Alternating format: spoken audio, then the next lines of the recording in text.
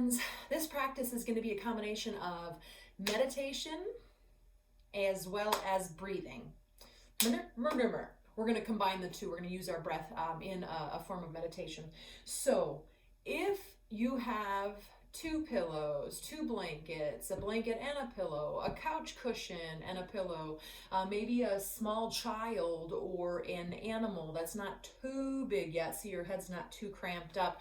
Be careful, cats are probably just going to tear your face off. It's not pretty. It won't be very relaxing at all for you. So get your stuff together and come on back. You can always hit pause. That's the beauty of technology, right? When you're ready, the buttocks go in front of that first, and you'll notice I'm not that tall or that high on this blanket, right? And especially if you have low back issues, you wouldn't want that to be a very high height. And go ahead and come on back. My friends who have bolsters and stuff, you know what's going on. You set yourself up, yeah? My other friends, you might lift the buttocks and reach the buttocks forward a little bit and set back down. So you hopefully feel like the blanket or the support, whatever you have, is coming up and helping the low back with a natural curve without forcing it in anything, or there shouldn't be pain there anyway. You might extend the legs out, but you might not, right? You might just keep them on the ground. Depends on the day for me. And then that other top support, right? You're going to bring it under your head, but not under your shoulders. The whole thing that I am looking for here, just so you know, for all of us, is that we have this really broad, beautiful collarbone, energetically, emotionally, but also physically, right? We're in the lungs and the heart right now. This is that center right now. Your thymus gland is in there. And so we're really just trying to keep this nice and open so we get fresh fluid, fresh blood, fresh air, right? We have full capacity for all of these things. And then that said, I am going to sit up while I guide this meditation, but you get yourself all comfy, cozy, shoulder blades down the back. And if you're like, no, not really digging this at all, come to a seated position on a chair, on cushions, on whatever you need, and get yourself all set up. Okay, so once you're in your position, you can definitely close your eyes. There is nothing that you have to see. Yeah, we're going to turn inward. So start by just noticing, without changing the breath, notice how the breath affects the physical body. And if you're asking, what do I mean by that? Maybe noticing what moves, right? What part of your body moves with the breath. You might notice that just the belly moves, just the chest moves. Maybe it's somewhere in between. Maybe it's just the front body, not the back body. There is no right or wrong with any of this. It's simply bearing witness.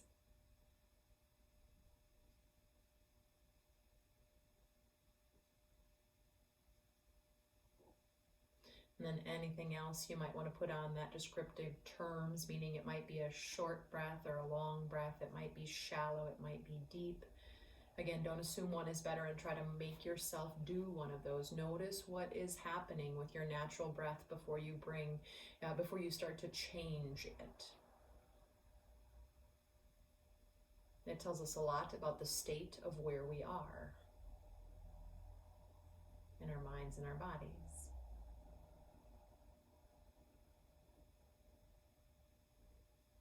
So now that you have a pretty good idea of where the breath is, where we're starting from today, go ahead and see if you can't recruit that soft belly breath. And recruit's probably a pretty harsh word for that, just meaning it shouldn't feel effortful. You're just allowing the breath to deepen. Any of my friends who work with me regularly, you know I love that soft belly breath, right? The belly rises on the inhale and falls on the exhale.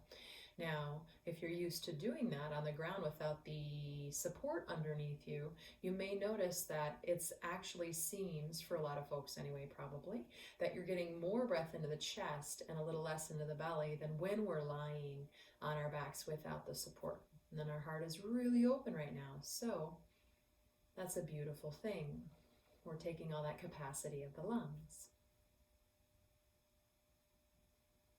And then check into the physical body. Hopefully it's already begun to soften and relax. But we can always give it a little extra guided assistance. If you notice anything in your body that feels tense or tight, soften it, let it go.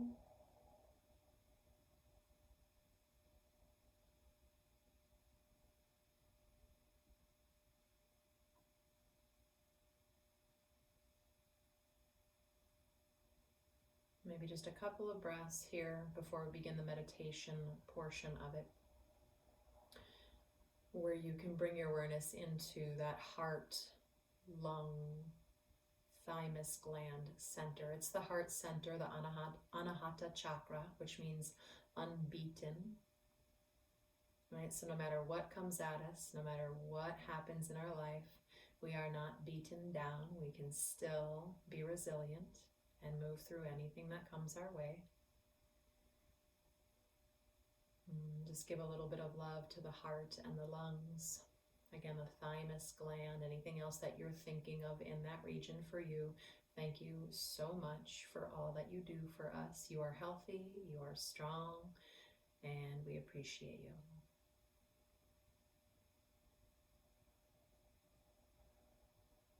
I want you to take a little more focus on your inhales. You're in your own rhythm. I don't want to call out a rhythm. I don't want you to follow my rhythm. I want you to find your own rhythm, right? Not stressed, not forced, but possibly a little deeper than if you weren't paying attention to the breath at all. And when you inhale, I want you to imagine breathing in acceptance.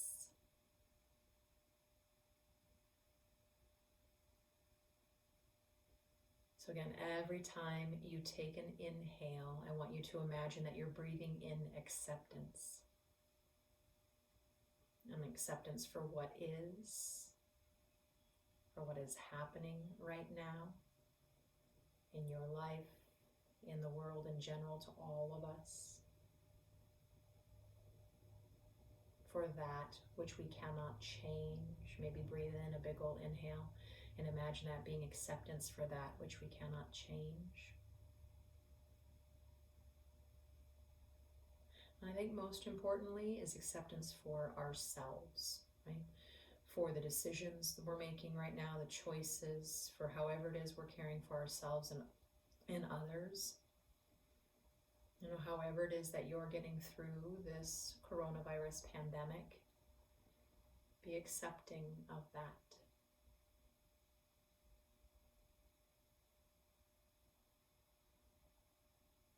And now we're going to take a few moments. Keep that acceptance in there, right? Everything we do, we keep and we build upon. But now I want you to bring a little bit more awareness to your exhales. And as we exhale, imagine breathing out your attachments. So again, they dissolve and they just breathe right out of your nostrils all the way out into the air around you, your attachments. Our attachments of how we thought this time period would go.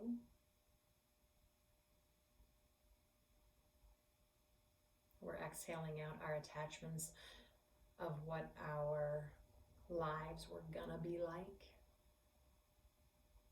Not only during this period, but probably in the future as well. Being open to whatever's gonna come, right? Letting go of our attachments of how today should go. Letting the day unfold without you thinking it's gotta be a certain thing or go a certain way. And then, you know, let's bring that breathing out our attachments to this month, this summer, this year. And it's really great work to actually letting go of attachments of how you think the rest of your life should go, right? That's the bigger puzzle piece to all of this.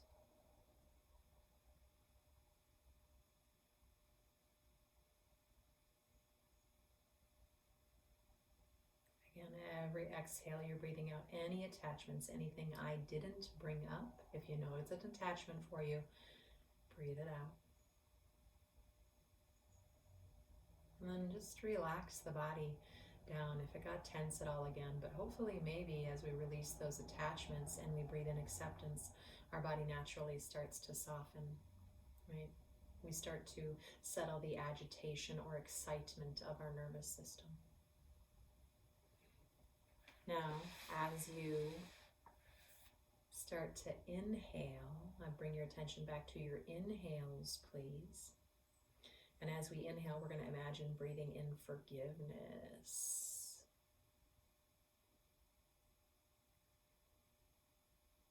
What does forgiveness feel like when you breathe it in? We're forgiving our families, right? The people especially that we're in close contact with, or dealing with on a regular basis for all of the stuff. We're all in a heightened state right now, so we may be saying things or doing things that aren't in our normal realm, right? But are coming from fear and scarcity. And so we're going to forgive all those people around us right now. And then when you inhale, I want you to inhale in forgiveness for the next circle out. Maybe our bosses, our employees, our students, our teachers, right? Those people who are in that next circle of our community.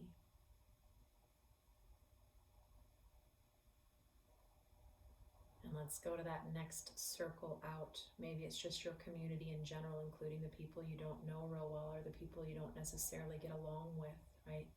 Maybe even going broader and going to our politicians. Can you forgive our politicians and the choices that they're making right now? And can you trust that we are all doing the best we can with what we have?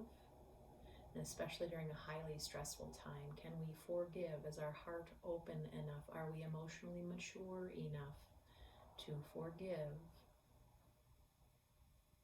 And then most importantly, let's take a few inhales and breathe in forgiveness for ourselves. For any of our behaviors, our choices, our decisions. And it can be about all this stuff around coronavirus, but if something from your past is coming up, wonderful. Breathe in forgiveness. Forgive yourself for all that stuff. You are beautiful and perfect just the way you are. Exactly how you are getting through this life.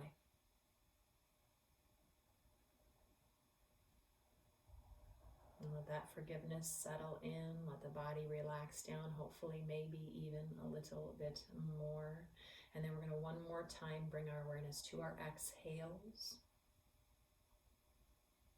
And as we exhale, I want you to imagine breathing out our disappointments. Breathing out our anxieties, our fears.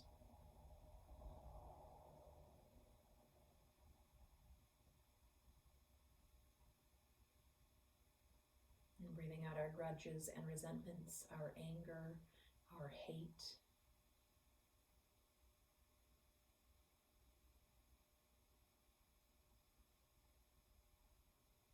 Breathing out our judgments of others and of ourselves.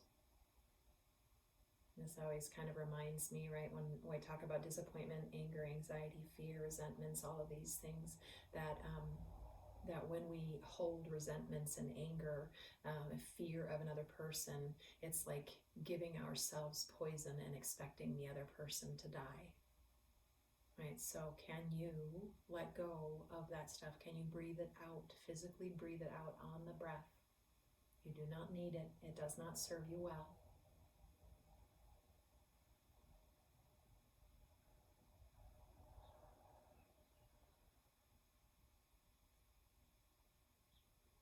You know, and maybe take a moment. We talked about trusting that people are doing exactly, not exactly, but trusting that that we are all doing the very best we can with what we have. But also, you know, maybe we can believe in people's potential, believing in their ability to change and grow. I think one of the biggest lessons for all of us is that we are all one. We've heard it. We're like, yeah. And right now, I think it's abundantly clear that we are indeed all one.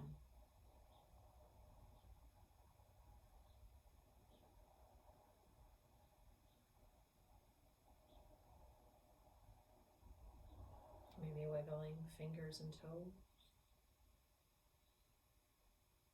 If you feel like you'd like to stay right here for a little longer, please do. Otherwise, for the sake of you saw time on the video and maybe you had that much time today. So if that's your case, right, you might stretch the arms,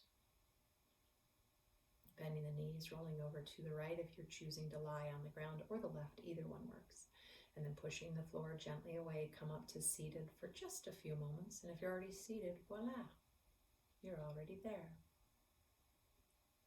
Close those eyes for just a few more moments.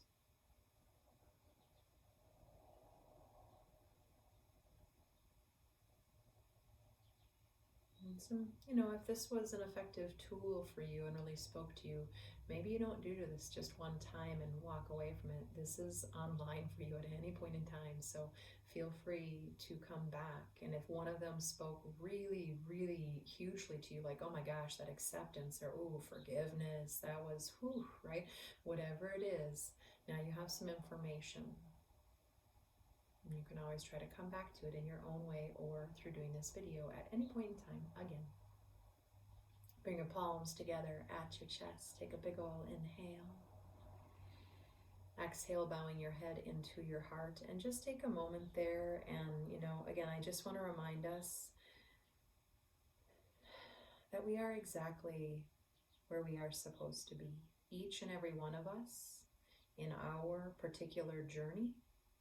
And sometimes our journeys overlap a little bit, but really we're each on our own path. And we are exactly where we are supposed to be. I'm going to rephrase that, not supposed to be, meant to be. We are exactly where we are meant to be. Namaste, friends.